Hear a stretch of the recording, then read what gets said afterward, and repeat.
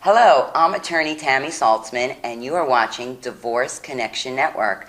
And today I am here with Dr. Laura Richter. She is in charge of the Recreational Consultants Group. Relational Consultants Group. Relational Consultants I Group. would like it to be more about recreation. That would be fun. Did I say recreation? Oh my That's God. okay. That's so funny. Anyway, so she is in private practice. She helps couples who are contemplating divorce. She believes, and may I quote you, divorce should be a last resort. And that is my kind of counselor. I believe, even as a divorce attorney, divorce should be your last resort. So once a couple is decided that divorce is inevitable, your passion is to help women who are going through transition. Okay. And so today we're going to talk about that. This is mostly directed for women who are going through this divorce transition, or if you happen to know a woman who could benefit from what Laura has to offer, that would be really great. So tell us about how you help women who are in any step of the process, correct? Mm-hmm. How do you help them go through this transition? Life-changing transition. Yeah. Well, let me, if I could, first begin by saying the reason that I do it for women versus men is that men and women go through the divorce process typically very differently. Men are fixers. They're hunters. They're gatherers. They'll get into this mode of, let me go out and do something. Let me fix this. Let me move on. Whereas women are more contemplative, they're more reflective, they want to understand why, they want to connect emotionally with, if it can't be their partner, who in a lot of cases, even if it's been a really bad marriage, has been their best friend. It's been what they've known all these years. So the reason I do the women's groups, I would love to do men's groups as well, is because it's just more of an effective process for them. You know, research shows that that support is one of the biggest, hugest elements of being able to heal. And so in these groups, that's the first thing that at least I begin to notice, is that these women begin to feel connected. They begin to make some kind of an emotional bond, and the bond is that they're all going through the same thing. Even though they may be going through it in different ways, they're all experiencing the same thing. And they don't feel so alone because they're in a group, and the group meets weekly, right? Once a week, yes. Once a week. So the group meets weekly, and when you get there, it's almost like you're with your sisters. Exactly. And it's like family. It's like an extended family, I would imagine, because you're sharing intimate secrets with each other about your marriage. And it's a healing process, because I think when you can identify with someone else who can empathize, and empathy is different than sympathy. Empathy is feeling what another person feels. Sure. Having experienced it yourself. Right, and that's one of the things that, it's not a surprise to me, but I take a lot of pride in, is that these women are so compassionate and so empathetic towards each other and so mutual and so respectful, even in the midst of all of this feeling that they're having. And they cry and they laugh, and it's And just, they hug it's each a other. process. They hug each other. They hug each other actually physically, and they Yeah. hug each other emotionally. You know, I think hugs are healing, and crying is very healing. Very healing. And sometimes you need to release the emotion in order to balance yourself.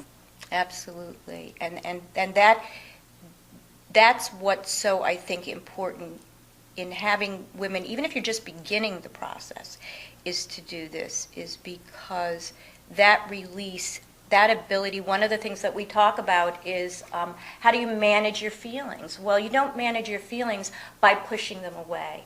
You manage your feelings by accepting that you're going to have them and finding ways to move through them. So that's a big piece of this. Another big piece of it is being able to even begin to think about, how do I recreate a life? And so what I try to help them understand is, I call them my amazing women, because they are all amazing. They're strong, and they have resources within themselves that they don't even realize that they have.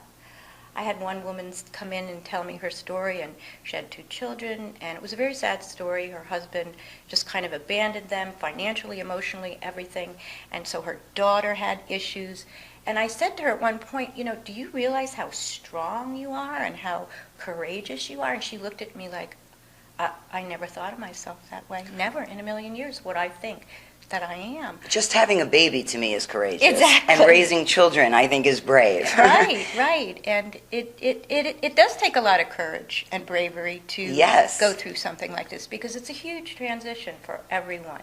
And, even if it was your choice, it's a huge transition. It's a difference. And, you really need, I think, assistance, support, and guidance in going through that. I have a friend, I didn't join a group when I got divorced, but a friend of mine had gotten separated about a year before me. Mm-hmm. And she called me every morning. Mm-hmm. And You're a good friend. And we spoke every morning, and she repeated the same thing every single day. Mm-hmm. And every single day I said, and I agreed with her, and we, and I just listened. And some days she just cried, and some days she just screamed. Mm-hmm. But she was one of my closest friends. And a year later, when I went through my separation, she was there for me, and I would call her every morning, and I would cry to her, and it's interesting that even though one person may want the divorce, you still grieve. Of course.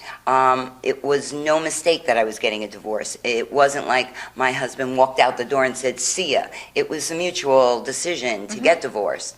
And yet I still went through the grieving process, the fear, the anxiety, all the things that every woman experiences. It doesn't matter where you are in life, how old you are in life, what you do for a living. It's all the same emotions, the abandonment, the letting go of the dreams that you had, the mountain house, the log cabin, the grandchildren all around a fire playing Scrabble.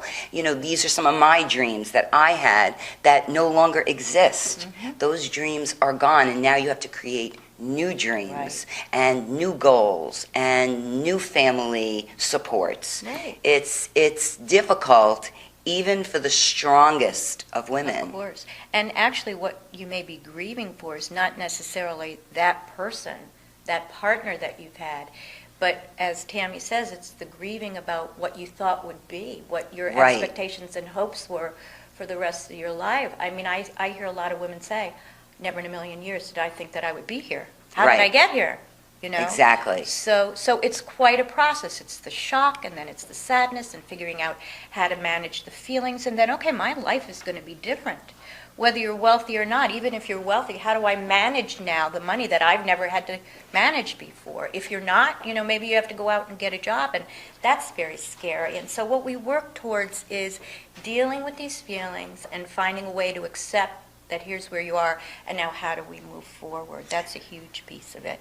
And another huge piece of it is the parenting issues. Yes, and they're ongoing 4 years later, and they're still ongoing. Yes. And so many of the women that participate in these groups are women who have experienced betrayal of some kind. Yes, that's the hardest. When a spouse cheats, it is debilitating to your self-esteem. Of course, it is. And you get angry, and you feel betrayed. But a lot of these women, all of them are great moms, and they want to be there for their children. But it's really difficult to balance, I want to do what's right for my kids versus I want to do what's right for me. I want to vent. I want to tell you what a horrible person he is. I want you to know that. Well, no, you can't do that. No, you can't do that. And you need to, it's, when you cry, you should not even really try to not cry in front of your children, because the kids they then feel like they have to protect you. And you don't want your children to have that type of responsibility. You don't want your children worrying about you. They have enough to worry about. That's a really good point, because the children that fare the best are the ones that really can still rely on their parents and know that even though they may have decided to split up, there's a stable foundation. Their parents are okay, and so thus they're going to be okay. I have found that, just never, I try to promote a healthy relationship between my son and his dad. I feel that that is very important, and I also go out of my way to try to be nice to his dad and to his girlfriend and include them, and I want my son to see me making that effort because every day that he grows up, he gets it more and more. Sure. Who is the one being nice? Who is the one extending the invite? Who is the one, trying to get along? And he's very well aware. And so kids, you don't have to tell your kids your spouse is bad, because That is so true. they are going to figure it out They will. all by themselves. You're going to be one day in the kitchen listening, and they're going to say something, and you're going to be like, oh my God, and you're not even going to believe that they have this preconceived notion. So I want to thank you for coming on the show. It's my pleasure. I'm so happy to be here. Any women out there that are interested in a group, please contact us at divorceconnectionnetwork.com. You can email me at tammy@divorceconnection.com, and you can find Dr. Laura's contact information on our website, most importantly, so that you can find out more about her group and you can start to heal in the process of your divorce. We wish you only good things in the future. Thanks for watching.